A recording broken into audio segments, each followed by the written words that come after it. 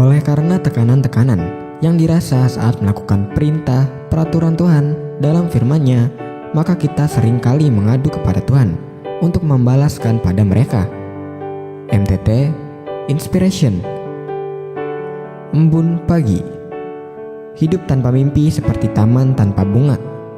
Selamat beraktivitas, semoga kita selalu sehat, yang bersyukur, dan punya mimpi yang indah bagi semuanya. Amin, ya Mujibah Sailin. MTT cover, Bayu Bukateja. Tembok isolasi. Perempuan Samaria sengaja menimba air di sumur Yakub pada tengah hari yang panas untuk menghindari perjumpaan dengan para perempuan lainnya. Rupanya, ia seorang perempuan mandul dan pernah nikah lalu cerai 5 kali. Pada masa itu, kemandulan adalah sejenis aib. Sangat mungkin ia sengaja mengisolasi diri. Secara sengaja, Yesus melalui Samaria saat balik ke Galilea dari Yudea. Ia tahu persis bahwa umumnya orang Yahudi tidak melewati Samaria sebab ada sentimen antara kedua bangsa itu. Ia menyatakan bahwa keselamatan datang dari bangsa Yahudi. Dalam hal ini, orang Samaria harus mengakui bahwa bangsa Yahudi adalah jalur yang Tuhan pakai untuk kedatangan Tuhan. Hanya di dalam Tuhan dan firman Tuhan bisa terjadi kebangunan rohani yang ajaib. Mari kita datang ke Sang Air Hidup. MTT cover, Purwoto, Jakarta.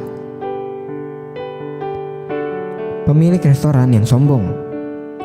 Seorang pemilik restoran terkenal di pusat kota sering membanggakan kesuksesannya. Tiap kali ditanya rahasia keberhasilan, ia menjawab dengan nada tinggi, "Karena aku paling tahu cara memasak yang benar. Tak ada koki sehebat aku." Suatu malam, seorang pria sederhana datang bersama keluarganya. Mereka memesan beberapa hidangan. Ketika makanan datang, pria itu mencicipi sedikit, lalu berkata pelan, "Maaf, rasanya kurang pas. Mungkin bumbunya kurang seimbang." Pemilik restoran berdiri di meja mereka dengan nada sinis. "Pak, restoran ini sudah memenangkan banyak penghargaan. Lidah Anda saja yang tidak terlatih." Pria itu hanya mengangguk. Ia membayar penuh dan pergi tanpa berkata apa-apa. Esoknya, seorang wartawan kuliner ternama datang ke restoran itu. Pemilik restoran berseri-seri menyambutnya. Wartawan itu lalu berkata, "Saya datang karena rekomendasi seorang konsultan rasa terkenal. Katanya, Anda perlu belajar lagi tentang keseimbangan bumbu." Pemilik restoran itu langsung terkejut dan wajahnya menjadi pucat. Ia baru sadar, pria sederhana semalam bukan pelanggan biasa, melainkan ahli yang dihormati di dunia kuliner. Mari periksa hati kita. Apakah kita masih mau belajar? Masih mau dikoreksi? Sebab di sanalah pintu hikmat terbuka. Dan Tuhan sendiri akan meninggikan orang yang rendah hati. Kecongkakan mendahului kehancuran, dan tinggi hati mendahului kejatuhan. MTT cover, Budi, Cirebon. Hargailah setiap detik yang kita miliki. Ranting yang patah akan kembali bertunas. Bunga yang layu akan bermekaran kembali.